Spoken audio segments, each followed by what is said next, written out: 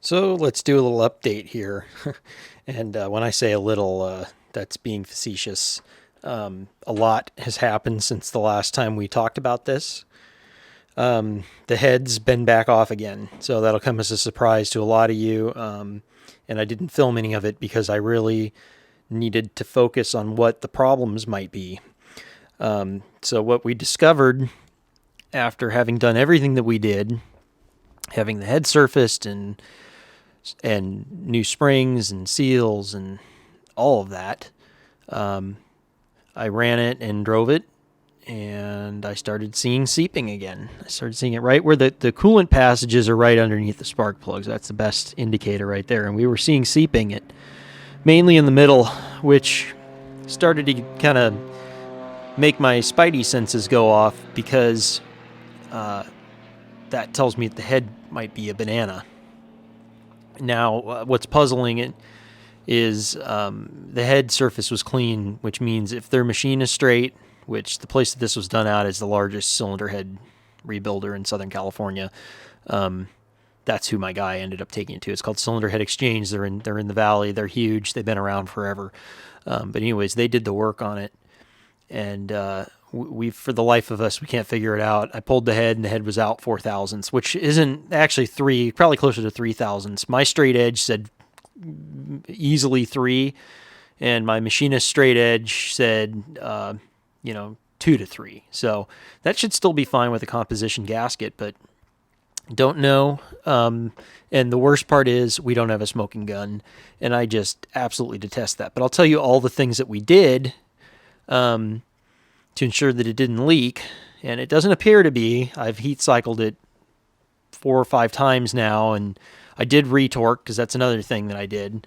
But we'll go over everything that we did. So since the last time you guys saw this thing, I did pull the head back off, and I was pretty pissed off, as you can imagine. That's partly why I didn't make a video, because I'm thinking, what did I do wrong? I mean, I've done a lot of heads, and I've done a lot of stuff on motors, and usually the only time a head gasket ever leaks is if the head's not straight. And we did find that it wasn't straight, but at the same time, like I said, it shouldn't have. A composition gasket should have made up for it.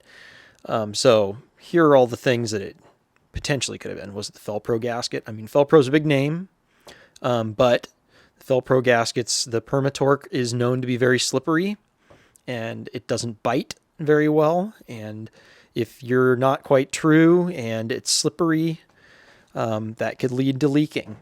Was it the purple ice, which is similar to Redline water wetter? Was it the purple ice that was in there that lowers surface tension? Don't know. A lot of people run that and don't have head gasket leaks, but was it a contributing factor? That's very possible. It could potentially cause seeping.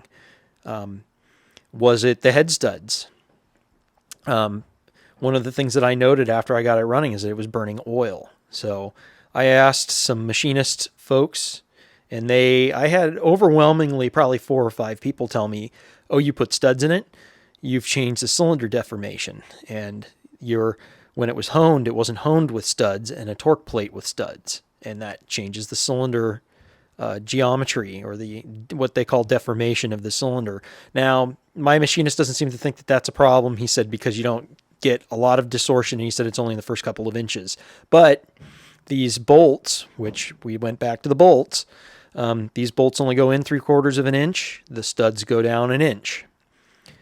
I didn't want to leave anything up to chance, so I reached out to Jeff Jones. He is the man when it comes to these motors.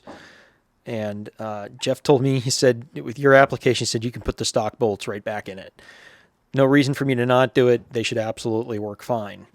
I decided, and after talking to Jeff, I decided that I was not going to run the Felpro gasket again, that I was going to run the Mala gasket, which is Victor, by the way. Victor was bought out by Mala. Traditional Victor gaskets, and like the ones that I'm running on my big block over here, this thing has got traditional Victor gaskets in it. They're the graphite silvery ones. Those are really good gaskets, and they're excellent for aluminum and cast iron. Because they do allow the different expansion rates, and they seal very well. They don't make those for this anymore. There are literally 2 gaskets on the market for this, the Mala and the Felpro, and they're both composition. The Felpro is a little bit thicker. It's 50 thousandths compressed. The Mala is 44 thousandths compressed, which is a good thing because we do want to increase the quench on this. I started actually really paying attention to what's going on with this motor. The deck has not had much taken off of it because the piston, the deck clearance for the pistons is still 30 thousandths of an inch. That's quite a bit. That means that they just touched the deck when they machined it. So they originally had a steel shim gasket on there. It was probably like, I want to say 20 thousandths. So the quench, which is that area in the cylinder head that's flat, that's not part of the combustion chamber, that's where the piston pushes up against, that's where you build all your pressure. That quench is not as tight, so that actually will cause a reduction in power. So running the thinner gasket is a good thing, but that's not the only reason I did. The Mala gasket starts out at a little bit larger thickness than the Felpro, and it ends at a little bit smaller, which means it's a little bit more compressible. We went ahead and did something that's very controversial that I have never done before, but I had my machinist tell me to do it, and I had Jeff Jones tell me to do it. I copper coated the gasket. They both said if you've got surface imperfections that are causing this problem, then you need to put copper coat on it. I did that. I also took the RA down on the surface of the block using a stone. So I used a broken crank grinder stone, which is big and flat on the side. My machinist let me borrow it and use it. And I surfaced the top of the deck just to take the RA down a little bit. So you can see how many things did I change there. I went back to the bolts. I changed gaskets. I copper coated. I surfaced the top of the block. We took the head down 4 thousandths to get it straight again, which led to another problem. The push rods are absolutely too long now. So I got it all back together and everything, and then it was running like crap. And that's because the valves were hanging open. I knew right away what it was. So if you remember, one of my push rods is bent. Try and get 8.29 inch push rods right now. Jeff Jones has got the part numbers for it. You can't get them. I finally found one supplier that sells them, and I ordered them, and I could only get 8. But I really only need 1. They're all in pretty good shape. Just one of them's bent. It's not bent enough to worry about. I went ahead and I threw it in there just to make sure that I didn't have some other problem going on, that I didn't have leakage between the cylinders. I don't have a leak down tester down here. I do up in Valencia, but I don't have it down here. I suspected that it was the valves hanging open. I went ahead and I put those 8.29 push rods in it. Actually, before I did that, I checked the preload that was left in the lifters. I had 10 thousandths left. That's not enough. You need to have a minimum of 30 thousandths. So between surfacing the head again and going to a thinner gasket, we ran out of travel in the lifters, which tells me something's been milled a lot. Probably the head, because the deck is not zero deck, not even close. There's 30 thousandths left. So you see all the things that we changed here. I don't know what solved it. Now, it seems to be running pretty well. It's doing a couple of funky things, but I think it might just be because the fuel injection's pissed off. When you first start it, after it's warmed up, it's running really lean. It's running in the 15s for some reason. If it goes away, I thought maybe I had an exhaust leak and that it was getting fooled. So I did change the donut, thinking I had seen that the side of the donut was breaking out right here. And as it turns out, it was actually sealed quite well. But I did, there's 2 different donuts available for this thing. There's that one down there, which is a little bit harder steel, and it's coated in almost like a paper.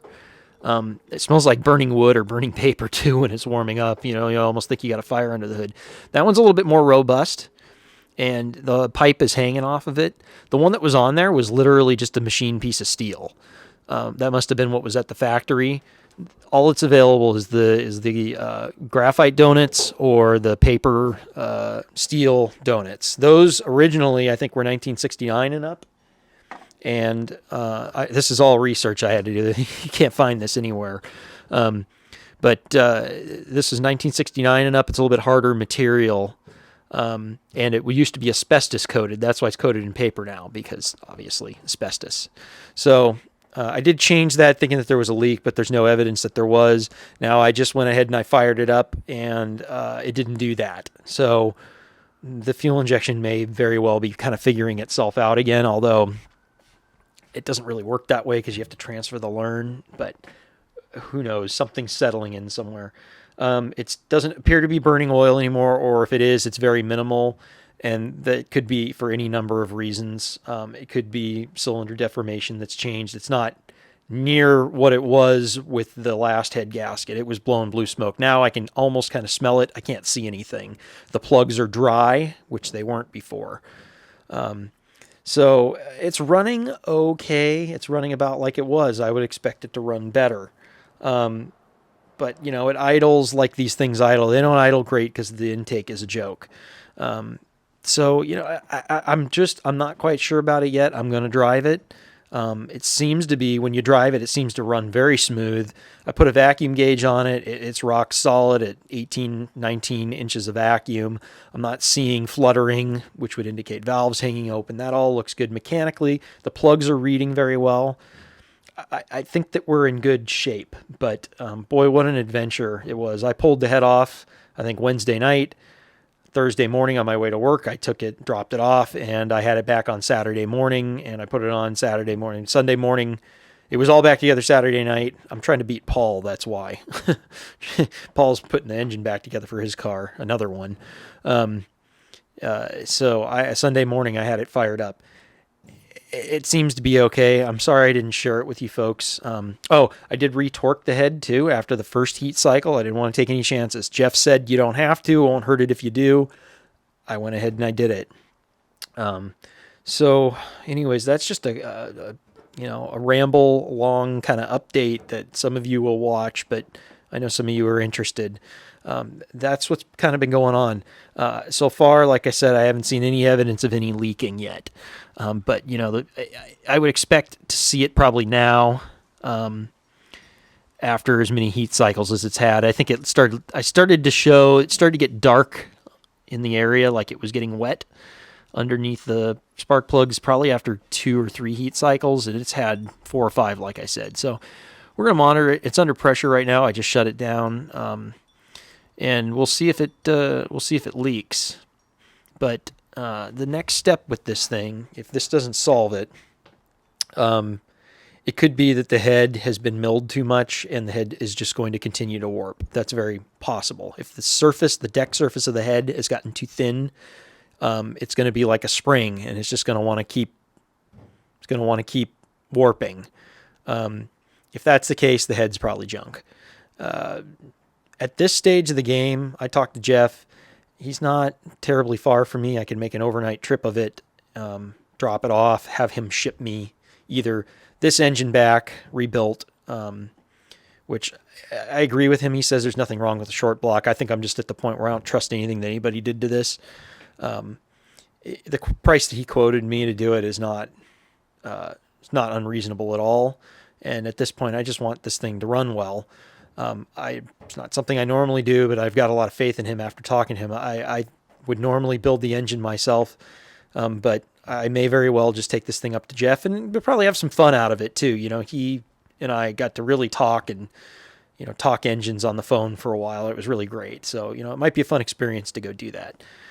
So anyways, that's just the update for this week. I think we'll kind of make this a bonus video. I don't know what we're releasing on Saturday this week. I don't have time right now. And I said this before and I didn't do it, but I may end up going to 2 weeks, just because I got projects, but I just don't have the time to get to them. So, all right, we'll talk at you guys later on. So we've been through a bunch of heat cycles here, and I'm not seeing anything. The copper coat's flaking a little bit on the edge right there, just because I keep feeling it with my finger, just to see. But this is right in the middle of the head, and nothing. I also did figure something else out too. I was baffled by the fuel injection. It just kept going in and out of closed loop at idle, and I just couldn't figure it out. And I went back to the last thing that I changed, which was the TPS. That was a video that I never released and probably never will, just because I kind of was in the middle of that when the head gasket started leaking. But I'm